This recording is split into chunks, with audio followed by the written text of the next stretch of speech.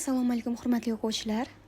Bugungi darsimiz mavzusi Didoxda hisob fakturalari yuborish va sizning ustozingiz men Madina To'rabekova. Demak, darsimizni boshladik. Didox saytiga kirib oldik.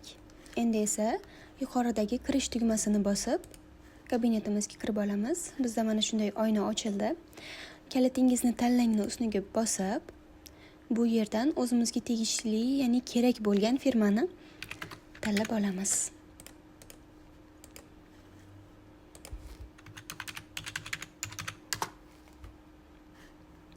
Kirib oldik. Avvalgi darsimizda funksiyalar bilan tanishib o'tgandik.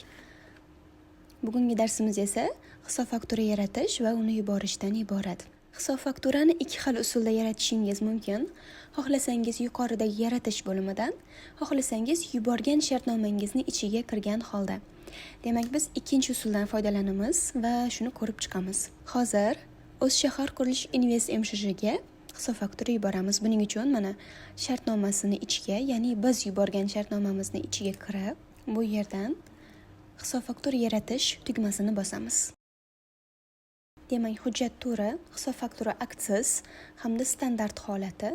Keyingi darslarimizda tuzatuvchi hamda qo'shimcha va boshqa turlarini ham ko'rib chiqamiz. Hozircha faqat bizda standart. Demak, to'ldirishni boshladik. Yuqori qismidan hisob faktura raqami, ya'ni ketma-ketligi bo'yicha o'zingizga to'g'ri kelgan ketma-ketlik yaratib oling va o'sha bo'yicha nomer qo'ying. Xo'p. Hujjat sanasi bugun 19-dekabr. Keyingi joy shartnoma ID'si, TTU ID'si, bular bizga kerak emas. O'zi bu yerda to'ldirib beradi avtomatik.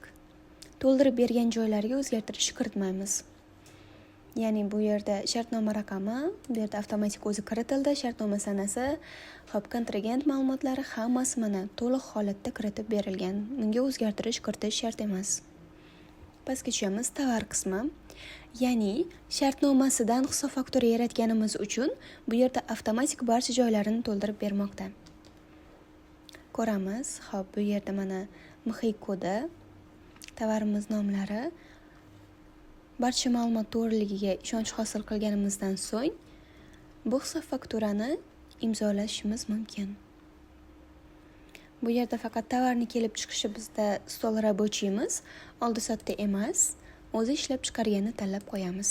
Pastga tushamiz, ishonchnoma bo'limi. Agar kontragentimiz ishonchnoma yuborgan bo'lsa, ishonchnomasini tanlab qo'yishimiz kerak. Lekin bu yerda mana yuborilmagan. Va biz shu holatida hisob fakturamizni imzolash qilamiz.